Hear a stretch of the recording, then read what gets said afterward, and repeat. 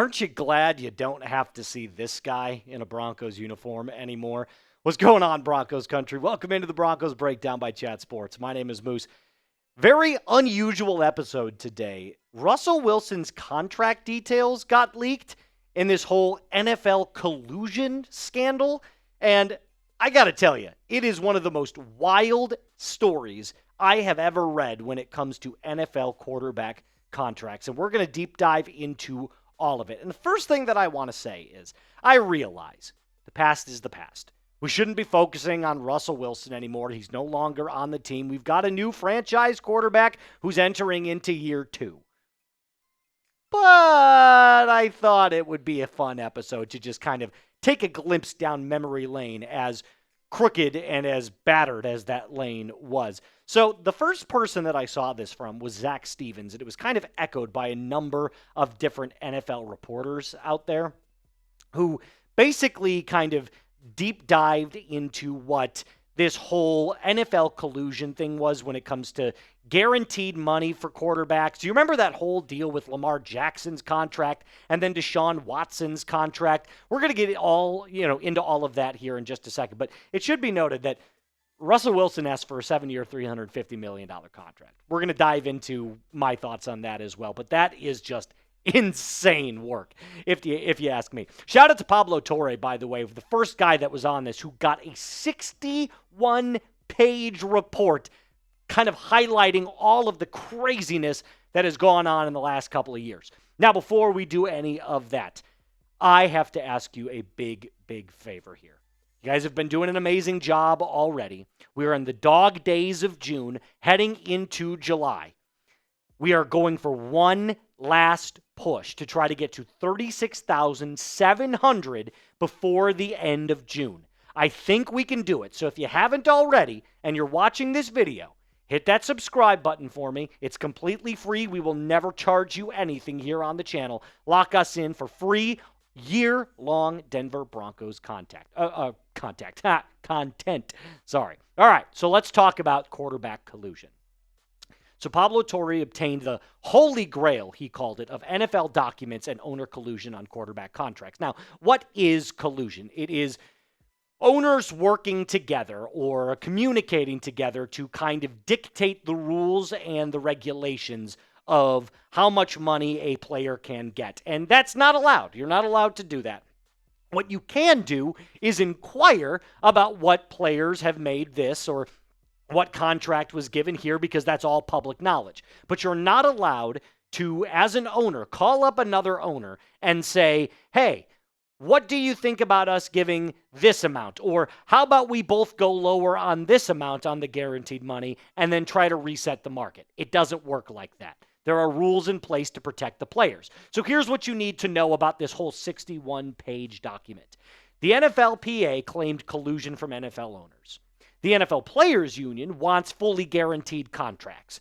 They believe that their players have earned the right to have all of their money guaranteed despite injuries or poor performance in order to obtain their livelihood.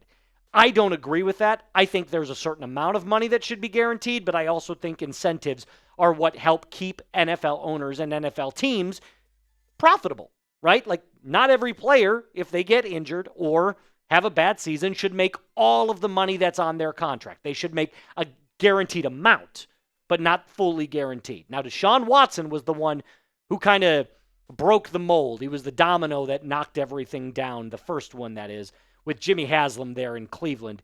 He got a fully guaranteed contract. Now, it was known that there was no evidence of Greg Penner colluding.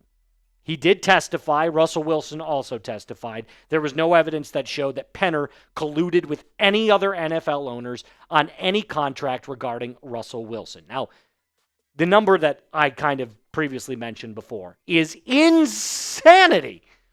A 7-year, $350 million contract, fully guaranteed, is what Rusell Wilson was asking for.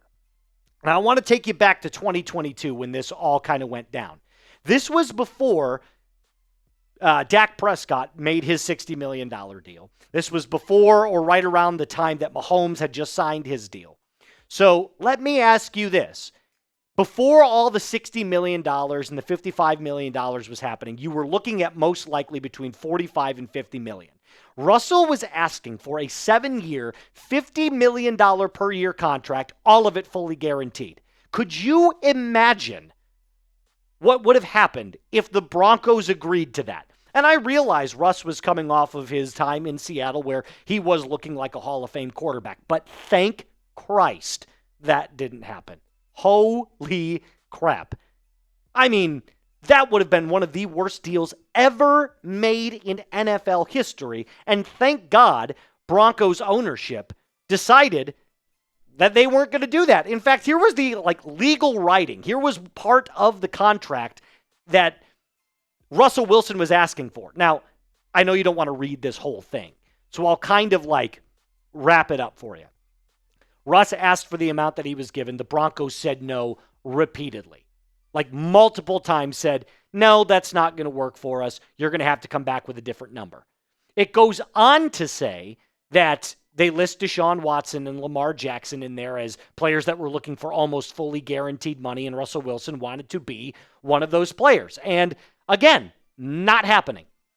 And thank God it didn't, because the Broncos ownership looked at that and said, if for any reason, little foreshadowing here, that Russ didn't work out as the next franchise quarterback, we can't be tied to a fully guaranteed salary. We'd be paying it off forever because more likely than not, you would have to take some of that money and extend it throughout a multitude of years. So it wouldn't have been a 7-year deal. Most likely would have been a 10-year deal. So again, I would have said the same thing if I'm the ownership group. I would have said, nope, not going to happen. That's not how we're doing business. Go to your agent, come back with a different number. And if we look at the Broncos stats that Rusell Wilson put up in his short time with the team, I mean, these numbers aren't awful. That's not worth $50 million a year, guys. I'm telling you that right now. That's barely a 2-to-1 touchdown to interception ratio. He threw for 6,500 yards, completion percentage mid, with a QB rating of barely over 90, almost 91. That's C. These are C plus numbers. If I had to give it a grade, C plus, B minus maybe. And with how bad the team was during those Rusell Wilson years and how mid everything was, I mean, I don't even have to go back to Nathaniel Hackett. You guys know how bad that was. None of that would have worked out. That contract would have been laughed at by other teams in the NFL. So, again, I know I'm kind of beating a dead horse when I say this, but thank God for competent ownership. Am I right? Because that's an outrageous ask for any quarterback. Anyone. Josh Allen, that would have been a ridiculous number. Fully guaranteed, I'm talking. I'm not talking about the amount per year, but the fully guaranteed is where I'm kind of blown away by this. Mahomes is probably the only one, considering his track record, that could maybe get away with something like that. Even Lamar Jackson, I don't think is worth that. But then again, I could be a little bit more of a frugal person, and I don't believe that NFL quarterbacks should be making $60 million a year. Granted, it is the most important position on the entire field. So let me ask you this question. Are you happy that Rusell Wilson is no longer a Denver Bronco? Yes or no? I should see a million yeses. Nothing against him. I really don't have any ill will towards him. I don't think he's a bad guy. I just think, he wasn't a good fit on the team. So let me know in the comment section down below. Other quarterbacks listed in the report: Lamar Jackson, Kyler Murray, and Rusell Wilson. The closest to collusion I think I saw was when Kyler Murray got extended. The Chargers owner actually texted the Cardinals owner and was like, hey, congratulations. By the way, we're going to take some of the stuff that you used in that contract and then apply it to Justin Herbert. And again, there was no evidence of collusion. There probably was some collusion. It just wasn't proven that there was any evidence to support it, if that makes sense. Now, before I end today's episode, remember, the 4th of July is coming up. And I'll tell you what's not collusion. Go into Fanatics right now and using this link in the comments and description of today's video. I made it super easy for you.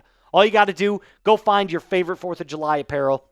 Using this link, we get a little handshake deal. It supports the channel. Thank you so much to Fanatics for helping us out and having this deal in place. But like I said, comments and description of today's video, chatsports.com/4th. So here's my fun final question to ask everybody. What if Russ got his way? Let's just say hypothetically. the Broncos ownership group was like, why not? We'll give it to you. We believe in your track record. We believe in your ability to lead this team. You wouldn't have had Bo Nix. I can tell you that right now. There's no shot in hell you would have landed Bo. And considering what Bo did the last half of last year, not even the last half, the last 3 quarters of last year, I'm so thankful that the contract with Russ didn't work out. Because sometimes you got to fail spectacularly to see what you have. It's like going through a really bad breakup. You think at the time that you made the worst decision of your entire life, and it turns out it was just a precursor to something better. And again, Bo's numbers, they're not eye-popping. They're good. They're not great. But remember, he was a rookie. So I'm expecting far greater things from Bo in year 2. And now Russ seems like a distant memory to not only me, but to Broncos fans everywhere. So I'm thankful that he's no longer there. And my final thoughts on the whole matter is that Russ wasn't a bad guy. He isn't. He's a cringy dude, that's for sure, and an old quarterback who just needed to move on. Signed with Pittsburgh. Now he's with the Giants. I wish him the best, and I hope that the, dog days of his NFL career, the last 3 holes, 16, 17, and 18, he can ride off into the sunset and have some moderate success in the NFC. But my job is not to cover the Giants or the Steelers. My job is to cover the Broncos. And I can tell you this right now, it was probably the best decision to move on from Rusell Wilson. That's going to end today's episode. Remember, subscribe if you haven't, like the video if you haven't, and as always, be cool.